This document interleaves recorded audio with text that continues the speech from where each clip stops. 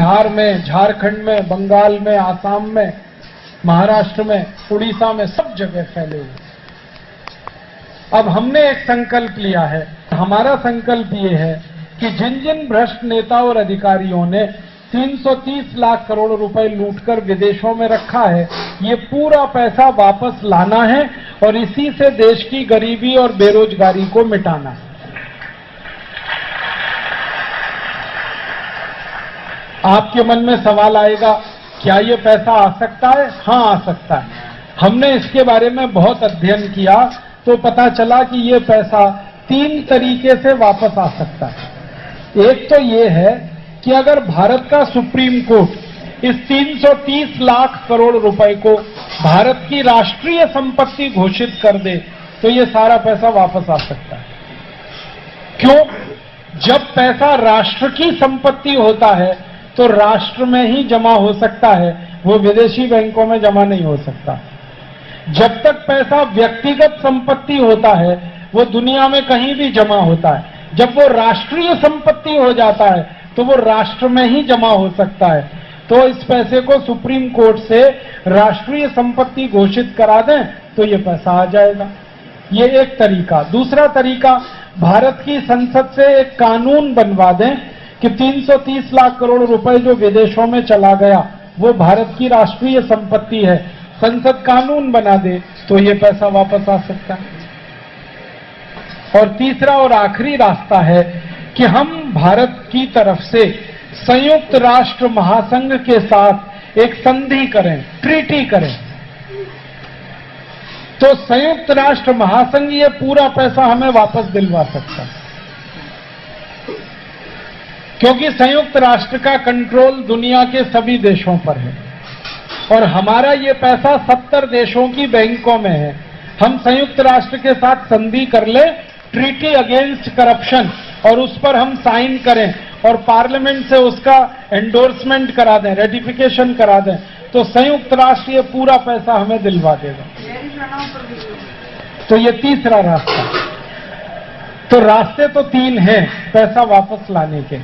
तो हमने ये कोशिश शुरू की है। पहली कोशिश ये कि सुप्रीम कोर्ट में एक मुकदमा दाखिल करवाया गया है 1 साल पहले। अभी वो मुकदमा चल रहा है और उस मुकदमे को एक मशहूर वकील राम जेठमलानी लड़ रहे हैं। और इस मुकदमे में सुप्रीम कोर्ट ने भारत सरकार को नोटिस दिया है कि जिन देशों की बैंकों में ये 330 लाख करोड़ है उनका पूरा अकाउंट सुप्रीम कोर्ट के सामने रखा जाए।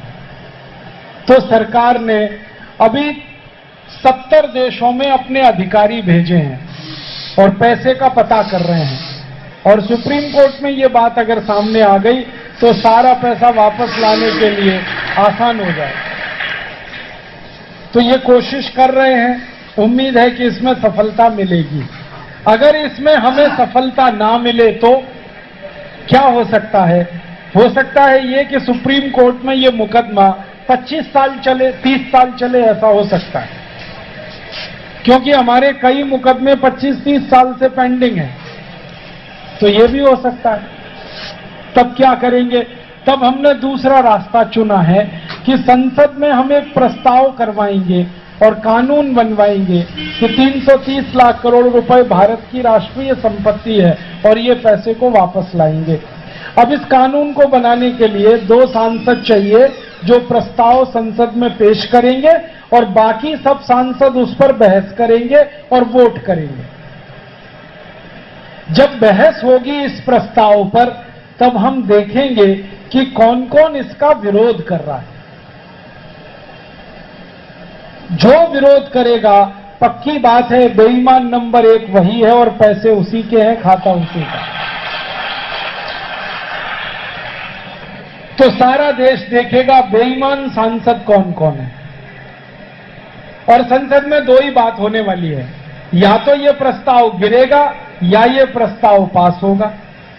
अगर ईमानदार सांसद ज्यादा हुए तो प्रस्ताव पास हो जाएगा, तो कानून बन जाएगा, तो पैसे आ जाएंगे। और अगर बेईमान सांसद ज्यादा हुए तो ये प्रस्ताव गिर जाएगा और फिर हम एक नया काम करेंगे। अगर प्रस्ताव गिर गया तो हमने तय कर लिया है कि 2014 में जब लोकसभा का चुनाव आएगा तो सारे देश में से 400 नए ईमानदार सांसदों को जिताकर हम लाएंगे और फिर उनसे ये प्रस्ताव दोबारा पास कराएंगे। आप पूछेंगे क्या 400 ईमानदार सांसद जीत कर आएंगे? हाँ आएंगे, क्यों नहीं आएंगे? असंभव क्या है इसमें? जब बेईमान जीत सकते हैं तो ईमानदार क्यों नहीं जीतेंगे? चोर, उचक्के, लुच्चे, लफंगे, लंपट, बेईमान, भ्रष्टाचारी अगर जीत सकते हैं तो सज्जन, ईमानदार, चरित्रवान लोग क्यों नहीं जीतेंगे? बस इतना ही है कि सज्जनों की शक्ति जब तक संगठित नहीं होती तब तक दुष्ट लोग शासन करते हैं और जिस दिन सज्जन इकट्ठे हो जाते हैं दुष्टों को भाग जाना पड़ता है। तो हम सारे देश में सज्जन शक्ति इकट्ठी करेंगे और जिता के लाएंगे। आप बोलोगे कुछ संभावना है? हाँ है। मैं आपको एक पुरानी बात याद दिलाता हूं। हमारे भारत में एक बड़े महान व्यक्ति पैदा हुए इसी बिहार की पुण्य भूमि से। उनका नाम था परम सम्माननीय जयप्रकाश नारायण। उन्होंने 1974 में भ्रष्टाचार के खिलाफ बहुत बड़ा आंदोलन किया था और उनके आंदोलन को पूरी ताकत से तत्कालीन प्रधानमंत्री श्रीमती गांधी ने दबाया था। और आंदोलन दबाने के लिए उन्होंने इमरजेंसी लगाई थी, मीसा लगाई थी, DIR लगाया था और 1 लाख आंदोलनकारियों को जेल में बंद कर दिया था। माननीय जयप्रकाश जी को 1.5 साल तक जेल में बंद रखा था, लेकिन फिर भी वो आंदोलन टूटा नहीं, झुका नहीं, रुका नहीं। वो आंदोलन बढ़ता ही गया, बढ़ता ही गया, बढ़ता ही गया। एक दिन ऐसा आया कि 1977 में श्रीमती गांधी को इस्तीफा देना पड़ा और चुनाव हुआ। तब जयप्रकाश जी पूरे देश में घूमे और उन्होंने लोगों से अपील की कि श्रीमती गांधी के अत्याचार के खिलाफ, भ्रष्टाचार के खिलाफ मुझे कुछ सांसद चाहिए। भारत के लोगों से उन्होंने अपील की तो भारत के लोगों ने 377 सांसद उनको जिता कर दिए। जयप्रकाश जी के पास ना पैसा था ना पार्टी थी, फिर भी इतने सांसद जीत कर आए। अब जयप्रकाश जी को भारत के लोग 377 सांसद जिताकर दे सकते हैं तो परम पूजनीय स्वामी रामदेव जी को क्यों नहीं मिलेंगे?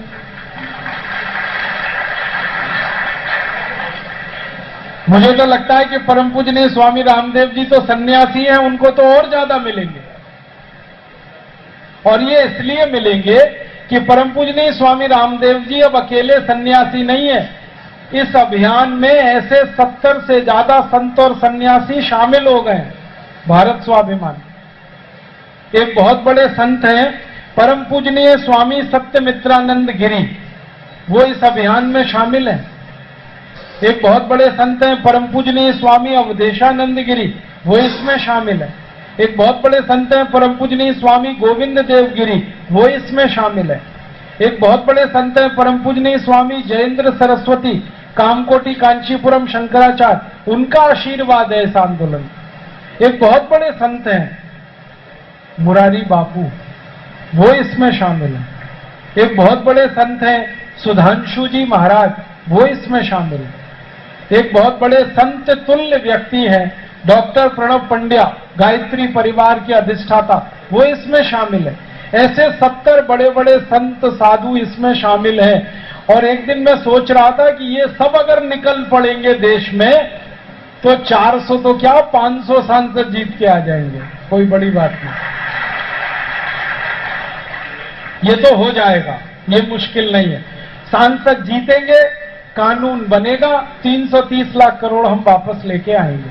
और ये 330 लाख करोड़ की जो रकम है, ये इतनी बड़ी रकम है कि इसको भारत के एक एक गांव को दे दिया जाए तो हर गांव को 100 करोड़ रुपए मिल जाएंगे। अगर इस रकम को हर जिले को दे दिया जाए तो हर जिले को 50,000 करोड़ रुपए मिल जाएंगे। एक दिन मैंने इसका कैलकुलेशन किया कि 330 लाख करोड़ रुपए से सोना खरीद लिया जाए तो भारत के हर परिवार को 100 किलो सोना दान में दिया जा सकता है। हर परिवार को 1 क्विंटल सोना दे दें, इतनी रकम है ये। और वही सारे सोने को भारत की सड़कों पे बिछा दिया जाए तो 6,38,365 गांव की सड़कों पर 10 मिलीमीटर मोटा सोने का परत बिछ जाएगा। माने भारत को सोने की चिड़िया तो बना ही लेंगे फिर। भूतकाल में सोने की चिड़िया, भविष्य में भी सोने की चिड़िया। एक बार ये पैसे आ जाएं तो, और ये पैसे आएंगे क्योंकि सन्यासियों की पूरी ताकत लगी है इस काम में और करोड़ों लोगों का समर्थन और सहयोग मिल रहा है इस काम के लिए। आपको ये खुशी होगी जानकर कि नेता और अधिकारियों को छोड़कर पूरे देश का समर्थन मिल रहा है हमको। जो भ्रष्ट नेता है ना, वो ही थोड़ा हमसे दूर दूर हैं। वो कहते हैं कि ये काम आपका ठीक नहीं है, माने उनकी लूटी हुई रकम जाने वाली है, इसलिए ठीक नहीं है। बाकी हर गरीब, हर अमीर, सारा देश कह रहा है कि ये काम करो और समर्थन हमें मिल रहा है। 1.5 साल में हमने 50 लाख लोगों को मेंबर बना दिया इस काम के लिए। समर्थन कैसे मिल रहा है इसका एक अंदाजा बता रहा हूं। तो ये तो होगा काम, रकम तो आएगी। हमने फिर उसके लिए योजना बनाई है कि 330 लाख करोड़ का क्या करेंगे। तो इसके कई रास्ते हैं, जैसे एक कि इस रकम को लाएं और बैंक में जमा कर दें, फिक्स डिपॉजिट में, आरबीआई में। तो इसका साल का ब्याज आएगा 33 लाख करोड़।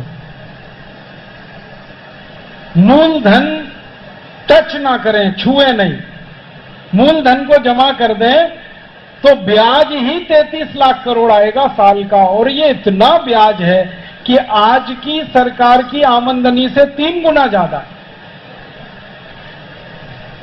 और इसी ब्याज के पैसे से अगर विकास करें तो 2 साल में देश का पूरा विकास हो जाएगा, क्योंकि 2 साल में 66 लाख करोड़ मिल जाएंगे। और क्या क्या हो जाएगा उसमें? भारत के हर गांव में 100 उद्योग लग जाएंगे, हर गांव में 100 इंडस्ट्री, 100 उद्योग हर गांव में, 1 नहीं 2 नहीं, 100 उद्योग हर गांव में।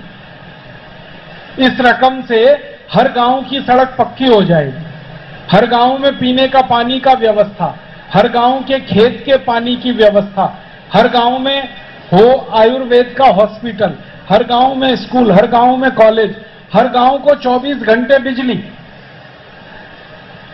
गांव को वो सारी सुविधाएं दे सकते हैं जो दिल्ली को मिली हुई है या बंबई को मिली हुई है या मद्रास को मिली हुई।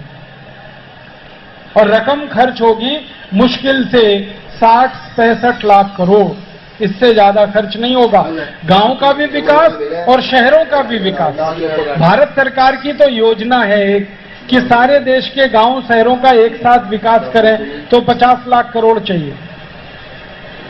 और अपने पास तो 50 लाख करोड़ 1.5 साल में ही आ जाएगा, और वो भी मूलधन खर्च किए बिना, खाली ब्याज से। और आप सोचो 1.5 साल में विकास हो गया तो फिर दूसरे साल से, तीसरे साल से 33 लाख करोड़ का क्या करेंगे? वो तो आने ही वाली है रकम हर साल, ब्याज तो मिलेगा ही, और विकास तो हो गया सारे देश का। 100 उद्योग हर गांव में कैसे लगने वाले हैं? भारत में 4 लाख गांव में कपास होती है, हर गांव में हम चरखा चलवाएंगे, सूत बनवाएंगे, खादी बनेगी और उससे सारी दुनिया को हम खादी देंगे, हम खादी बनाएंगे और दुनिया को देंगे। 15 करोड़ लोगों को रोजगार मिलेगा इसमें। इसी तरह भारत के 5 लाख गांवों में गाय है, बैल है, भैंस है। तो गाय बैल भैंस का गोबर है, इस गोबर को इकट्ठा करो तो उसमें से गैस निकलती है और उस गैस को मीथेन कहते हैं। उसको सिलेंडर में भर लो तो गाड़ी चलती है उस गैस से। तो गाय बैल भैंस के गोबर से गाड़ियां चलेंगी, डीजल पेट्रोल का खर्चा बचेगा, और गाय बैल भैंस के गोबर से बिजली बनेगी गांव गांव। तो बिजली बना सकते हैं, गाड़ियां चला सकते हैं, घर का खाना बना सकते हैं। और इस काम में गांव गांव अगर गोबर गैस के प्लांट लगें और सिलेंडर भरने का काम हो, करोड़ों लोगों को इसमें कपास होती है, हर गांव में हम चरखा चलवाएंगे, सूत बनवाएंगे, खादी बनेगी और उससे सारी दुनिया को हम खादी देंगे, हम खादी बनाएंगे और दुनिया को देंगे। 15 करोड़ लोगों को रोजगार मिलेगा इसमें। इसी तरह भारत के 5 लाख गांवों में गाय है, बैल है, भैंस है, तो गाय बैल भैंस का गोबर है, इस गोबर को इकट्ठा करो तो उसमें से गैस निकलती है और उस गैस को मीथेन कहते हैं। उसको सिलेंडर में भर लो तो गाड़ी चलती है उस गैस से। तो गाय बैल भैंस के गोबर से गाड़ियां चलेंगी, डीजल पेट्रोल का खर्चा बचेगा और गाय बैल भैंस के गोबर से बिजली बनेगी गांव-गांव। तो बिजली बना सकते हैं, गाड़ियां चला सकते हैं, घर का खाना बना सकते हैं। और इस काम में गांव-गांव अगर गोबर गैस के प्लांट लगें और सिलेंडर भरने का काम हो, करोड़ों लोगों को इसमें रोजगार मिले। फिर एक काम है कि भारत के 3.5 लाख गांव में गेहूं है। गेहूं तो कोई खाता नहीं, आटा खाते हैं सब, तो सब गांव में गेहूं का आटा बनवाएंगे, चक्की चलवाएंगे। चक्की चला के आटा बनेगा, बाजार में बिकेगा 26 रुपए किलो। गेहूं बिकता है 10 रुपए किलो, आटा बिकेगा 26 रुपए किलो। ऐसे ही भारत के 3.5 लाख गांवों में आम होता है। आम का रस निकालें, मैंगो फ्रूटी और माजा के नाम पर 150-200 रुपए लीटर बिकता है। तो हम किसानों को कहेंगे कि इसको प्रोसेस करके बेचो आम को, और आम की गुठली निकलेगी, गुठली से तेल निकलता है, तेल 10,000 रुपए लीटर बिकता है आम की गुठली का तेल। एक कहावत है ना, आम गुठलियों के दाम, इसको हम चरितार्थ करने वाले हैं। आम का तो रस बिकेगा, गुठली का तेल बिकेगा। ऐसे ही भारत में करीब 1.5 लाख गांवों में आलू होता है, 1.5-2 लाख गांवों में टमाटर होता है। आलू का चिप्स गांव-गांव बनेगा, चिप्स 480 रुपए किलो बिकता है। टमाटर की चटनी बनेगी, वो 200 रुपए किलो बिकती है। टमाटर भले 10 रुपए किलो बिके, टमाटर सॉस 200 रुपए किलो है। आलू 10 रुपए किलो बिके, चिप्स 480 रुपए किलो है। तो ऐसे उद्योग गांव-गांव लगाएंगे और इन उद्योगों में 64 करोड़ लोगों को काम मिलेगा। तो बेरोजगारी खत्म हो जाएगी और जिनकी बेकारी खत्म होगी उनकी गरीबी खत्म होगी। गरीबी बेकारी खत्म हुई तो देश में थोड़ा सुविधा बढ़ जाएगी। बाद में महंगाई खत्म करेंगे। महंगाई खत्म करने का तरीका क्या है? सारे देश के टैक्स खत्म करो, महंगाई अपने आप खत्म। तो आप बोलेंगे टैक्स से जो आमदनी होती है उसका क्या होगा? आमदनी तो हर साल 33 लाख करोड़ की ब्याज से ही आ रही है, टैक्स की जरूरत क्या? टैक्स की आमदनी 8.5 लाख करोड़ की है, ब्याज की आमदनी 33 लाख करोड़ की है। टैक्स लगाने क्यों? खत्म करो। और ये वैसे भी सारे टैक्स अंग्रेजों ने लगाए थे भारत से पैसा लूट कर ले जाने के लिए, अब क्या जरूरत है? तो टैक्स खत्म कर दो। और टैक्स खत्म होंगे तो महंगाई कितनी कम होगी, मैं 2-3 उदाहरण दूं आपको। पेट्रोल अभी मिलता है 60 रुपए लीटर, टैक्स खत्म होने के बाद मिलेगा 16 रुपए लीटर। डीजल अभी है 40 रुपए लीटर, टैक्स खत्म होने के बाद मिलेगा 7.5 रुपए लीटर। केरोसिन अभी मिलता है 20 रुपए लीटर, टैक्स खत्म होने के बाद मिलेगा 3.5 से 4 रुपए लीटर। रसोई गैस सिलेंडर आता है 370 का, टैक्स खत्म होने के बाद आएगा 55 से 60 रुपए का। नमक आता है 8 रुपए किलो, टैक्स खत्म होने के बाद आएगा 50 पैसे किलो। आप घर बनाते हैं ना, पूर्णिया में 10 लाख का बनता है, टैक्स खत्म होने के बाद वो घर बनेगा 3 लाख का। क्यों? सीमेंट सस्ता, लोहा सस्ता, ईंट सस्ती, घर सस्ता बनेगा, हर चीज सस्ती होगी। और एवरेज में बताऊं, हर चीज 70% सस्ती होगी। अगर कोई 100 रुपए की चीज आप ले रहे हो, वो 30 रुपए की हो जाएगी सीधे टैक्स खत्म होते ही। किराया आप 100 रुपए दे रहे हो बस का, वो 30 रुपए रह जाएगा। रेल का किराया तो 22 रुपए रह जाएगा 100 रुपए वाला। मैंने देखा कि मेरे जैसे लोग जो अमेरिका यूरोप की यात्रा करते हैं, एक बार का किराया 80-90 हजार लगता है आने जाने का, टैक्स खत्म होते ही वो किराया 15,000 रह जाएगा। और हमारी एक योजना है कि ये जो मिलावट करने वाले हैं ना, नकली तेल बेचते हैं, नकली घी बेचते हैं, नकली दवाएं बनाते हैं, नकली दूध बनाते हैं, नकली मावा, इन सबको फांसी देंगे। 3-3 महीने में सबको लटकाएंगे फांसी। लोगों की जिंदगी से जो खिलवाड़ कर रहे हैं इनको छोड़ेंगे नहीं हम। जब तक कठोर दंड की व्यवस्था राज्य नहीं करता तब तक भ्रष्टाचारी रुकते नहीं, बलात्कारी रुकते नहीं, मिलावटखोर रुकते नहीं।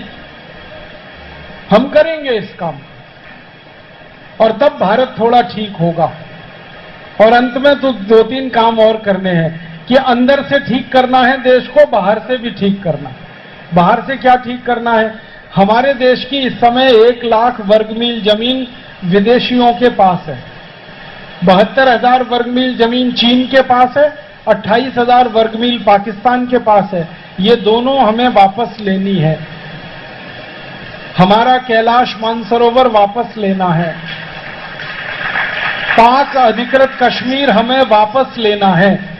हमारी योजना ये है कि हमें जो हर साल 33 लाख करोड़ रुपए मिलेगा ब्याज का, 2 साल तो देश के लिए इस्तेमाल करेंगे, देश का विकास हो लिया, फिर बची हुई रकम को पड़ोसी देशों में बांटेंगे, कर्ज के रूप में, सहायता के रूप में, मदद के रूप में।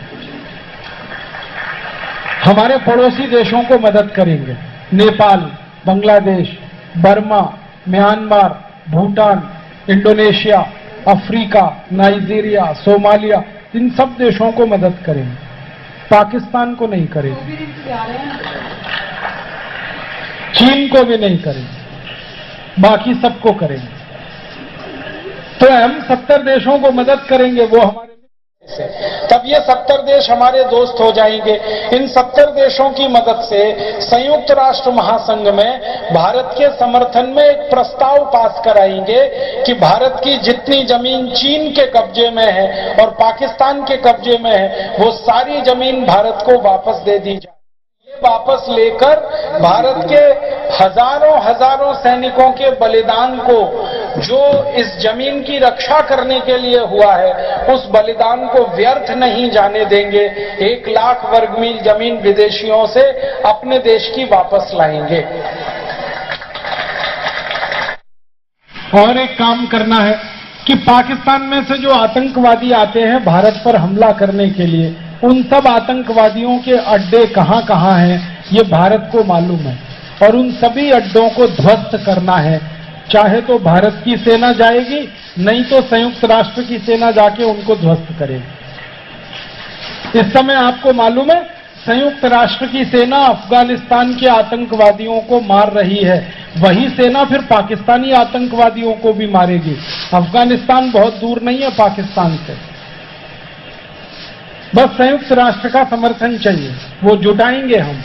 और एक बार पाकिस्तानी आतंकवादियों के अड्डे ध्वस्त हुए तो फिर उसके बाद आतंकवाद की कमर टूटेगी और भारत भी थोड़ा सुरक्षित होगा। और एक काम करना है, अंग्रेजों ने हमारे देश में से 250 साल जो भी धन लूटा, वो सारा धन ब्याज सहित वापस लाना है। अंग्रेजों ने हमारा कोहिनूर हीरा लूटा, अंग्रेजों ने हमारा सोने का सिंहासन लूटा, अंग्रेजों ने हमारे सोने के मंदिर लूटे। एक अंग्रेज आया था रॉबर्ट क्लाइव, भारत से पानी के 900 जहाज भर के सोने के सिक्के ले गया था। और रॉबर्ट क्लाइव जैसे 84 अंग्रेज थे जो लूटे इस देश को। वॉरेन हेस्टिंग्स ने लूटा, केनिंग ने लूटा, कर्जन ने लूटा, लिलिथगो ने लूटा, लॉरेंस ने लूटा, आखिरी लुटेरा था माउंट बेटन। सब लूट के ले गए। ये सारा धन वापस लाना है। और मजे की बात यह है कि अंग्रेजों ने जो कुछ यहां से लूटा उसे लंदन में सजा के रखा है म्यूजियम्स में।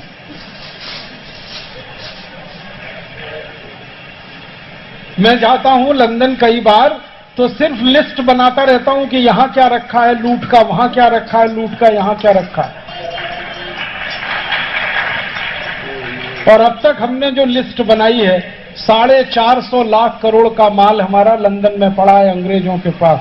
ये सब वापस लाना है। और ये सब मालूम है सोने के रूप में है, हीरे जवाहरात, सोना चांदी इस रूप में। तो ये 450 लाख करोड़ सोने के रूप में ही लाना है।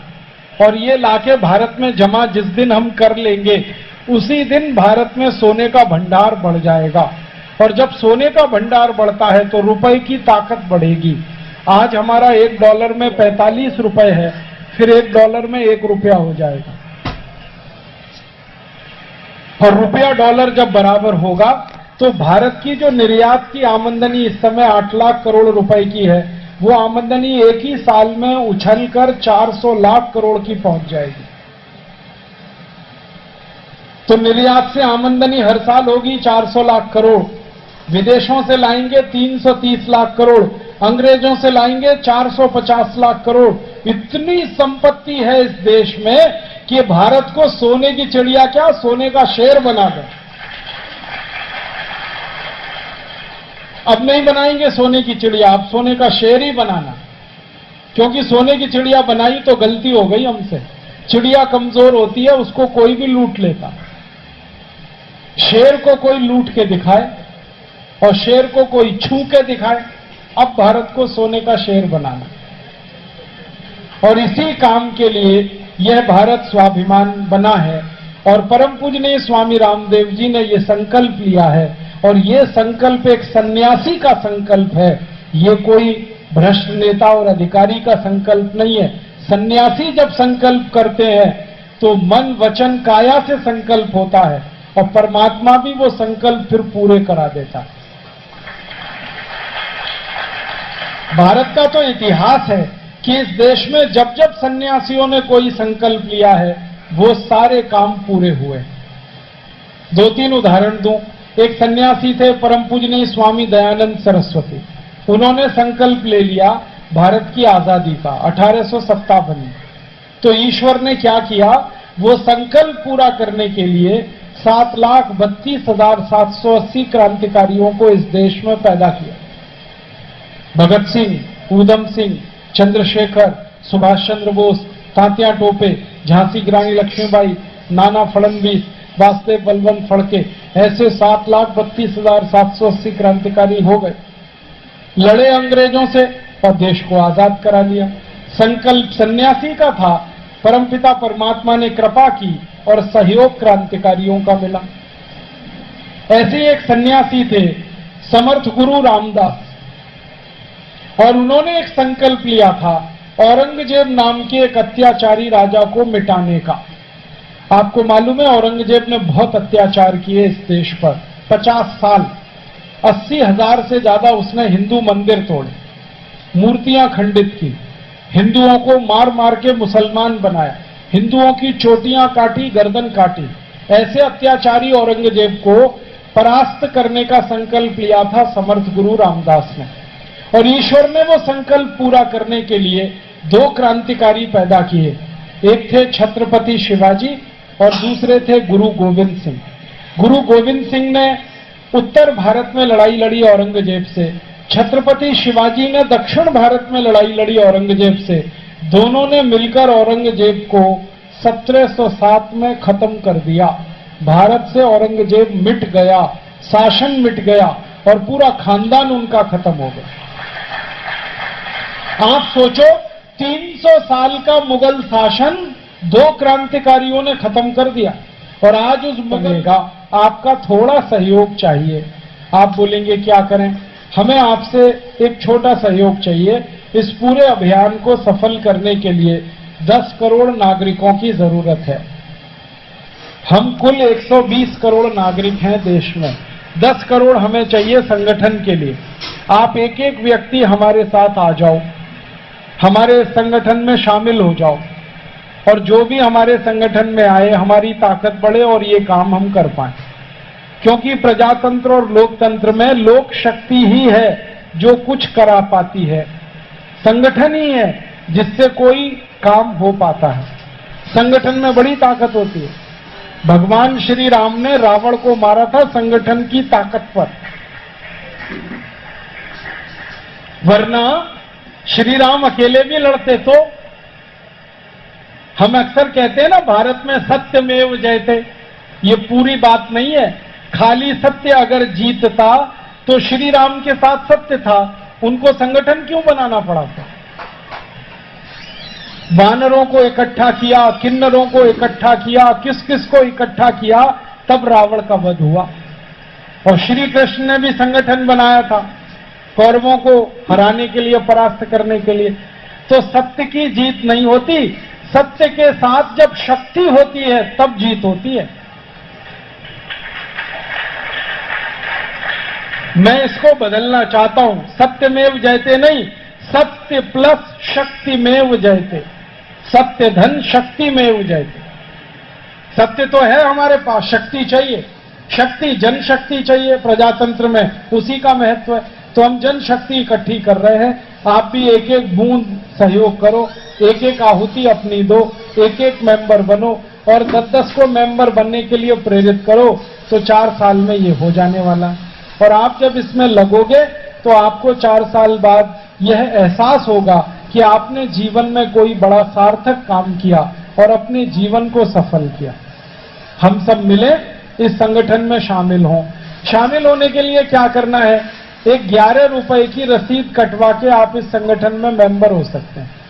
हमने इसके लिए एक रसीद बुक बनाई है, ये हमारे योग शिक्षकों के पास है।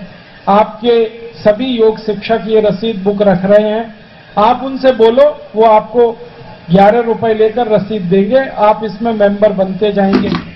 और ये सारा पैसा जो हम इकट्ठा करेंगे, इसका एक एक पाई इस काम में इस्तेमाल करना है, जो हमारी योजना। हमने तय किया है कि बहुत बड़े बड़े करोड़पति पैसे वालों से दान ना लेकर भारत के गरीबों से 11-11 रुपए लिया जाए, क्योंकि यही अच्छा है। जो गरीबों का पैसा है वो मेहनत का है, ईमानदारी का है, और वो पैसा हमें भी मेहनती बनाएगा, हमें भी ईमानदार बनाएगा। महात्मा गांधी के बारे में आप सभी जानते हैं कि वो 4 आना लेते थे हर भारतवासी, 54 मेंबरशिप चलाते थे गांधी जी, जबकि गांधी जी के पास बड़े बड़े करोड़पतियों की साइन की हुई चेकबुक पड़ी रहती थी, लेकिन गांधी जी 4 आना ले लेके आजादी की लड़ाई लड़ते थे। गांधी जी का कहना था कि ये जो 4 आना दे रहा है ये ईमानदारी का है और मुझे ताकत इसी से मिलेगी। तो गांधी जी के जमाने का जो 4 आना था वो आज 11 रुपए के बराबर है। तो हमने 11-11 रुपए लेना शुरू किया है। आप 11 रुपए दें, मेंबर बने, 10-10 लोगों को और कहें वो भी बने, वो 10-10 को कहें तो और बने। 4 साल में 10 करोड़ हो जाएंगे और हम ये काम कर पाएंगे। परम पूजनीय स्वामी जी इसी के लिए सारे देश में निकले हुए हैं। वो हर दिन 15 से 20 हजार लोगों को मेंबर बना रहे हैं। हम सब भारत में 2.5 लाख योग शिक्षक गांव-गांव घूम रहे हैं, हम सब भी मेंबर बनाने में लगे हुए हैं। हमारी ताकत आप सब लोगों के सहयोग से बढ़ेगी, ऐसा मेरा विश्वास है। तो आप सब मेंबर बने, दूसरों को बनने के लिए प्रेरित करें, और जो बातें मैंने कही आयुर्वेद की, योग प्राणायाम की, उनका जीवन में उपयोग करें और खुद को स्वस्थ बनाएं और दूसरों को भी बताएं तो वो भी स्वस्थ बने। यही भावना के साथ आपका धन्यवाद, बहुत आभार।